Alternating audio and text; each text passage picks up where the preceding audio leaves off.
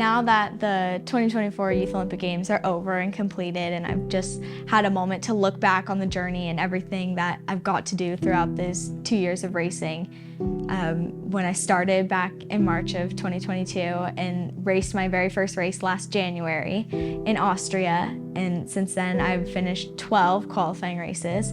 I've got to race in 4 different countries. I've medaled 9 out of the 12 races, came out second in the world, finishing the qualifying. So it's been such a great journey leading up and into the Olympics in 2024. Going into the Olympics in Korea, I was super excited. I was ready. Korea is a track that I feel really confident about. It's a technical track. It's one that I know that I can drive really well. So I was excited to be back on that track. I got there, my coach was ready the first day, great speeds. I was doing extremely well. Everything just came right back to me. And then the next day I woke up and I just felt horrible. Like, I did not feel good at all. My head hurt, I was cold, I was shivering, I knew I was getting sick, and I was just like, I was so upset. I reached out to my coach, I went to the doctors. I found out that I had the flu 2 days before I needed to race, before I had my competition. And everything, I was just so worried. I couldn't do my last training runs. I was worried about getting my roommate sick. I was away from my parents. They couldn't come there and help me or take care of me or anything. I had to rely on my coach to help me when he wasn't at the track training with the boys. And it was just a lot leading up to the Olympics. And I knew in 2 days I wasn't going to be magically better and ready to race at my full potential. So I was pretty disappointed. I finished 8th out of 12 in the Olympics, which definitely isn't where I wanted to end up and wasn't where I wanted to be, but I gave it my all. And at the end of the day, I still get to say, like, I am a youth Olympian, and it's the journey that matters. And really, like, I already proved to myself that I could do this sport, that I can drive this track, that I am a good driver. And a lot of the reason I gave it my all on that first run, and both runs, were for my dad. Like, I was doing it for my dad. And actually, one of my favorite parts of being at the Olympics was being at the race and my coach telling me, like, you're sick, you don't feel well, I get it, it sucks, but also remember to take it all in. Take this whole experience in. You get to the line and make sure you look around and see, like, you've accomplished this. You've made it through all the races. You've made it here. You've earned your spot here in the Olympics. So, like, remember that and take it in.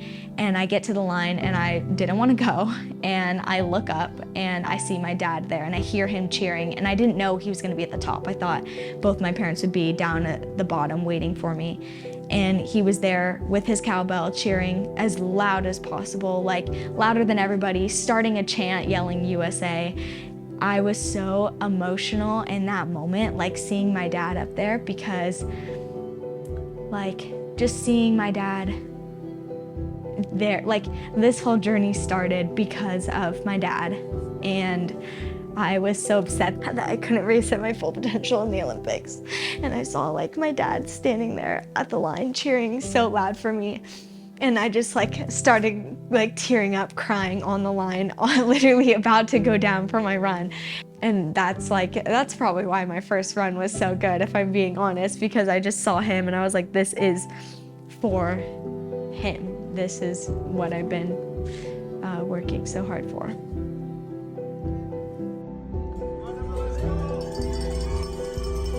Now that the whole youth experience is over for me, I'm excited to move on through this next journey in my whole career of bobsled, and I get to do it all with my dad. And what's like really remarkable about this story and my story in bobsled is, most people don't know, but my dad isn't actually my biological father. And I don't know if this is like a thing or what you would, if this is really something you could say, but he's like my sole parent. Like, he met my mom in Lake Placid, actually, when he was bobsledding, and he met me when I was 2, and he's been there for everything. He taught me how to swim, he taught me how to throw a baseball, he taught me how to ride a bike, he taught me how to do all of that, all those crucial moments growing up, I'd say. And then in March, when I decided that, you were a bobsledder, I want to try out bobsledding, and we went out there, and like the connection between us, like my dad teaching me how, before you jump in a bobsled, you don't know like really what the coaches are saying, and like other coaches were explaining it to me, and it was like, okay, yeah, sure, I know what you're saying. But then like that week, and like my dad coaching me and teaching me everything and showing me places that he lived, he had been, like this, everything that he was explaining to me, like it made sense. And like I knew from that moment, like that connection that we had was like, that's like a real thing. Like that was, not a lot of people get that. And like it was just to share that with my dad. Like being a slider, not many people get to say they try bobsled or they've done bobsled before. Like that's a very small community to say I was a bobsledder, and I get to say it and say that I'm a legacy slider. Like I'm making a name for myself in this sport, but I'm also continuing the Bradley name in the sport of bobsled. And that's like so cool. And that is like something that I absolutely cherish. And like I owe this whole experience, I owe everything to my dad. So I just want to say, I love you, Dad.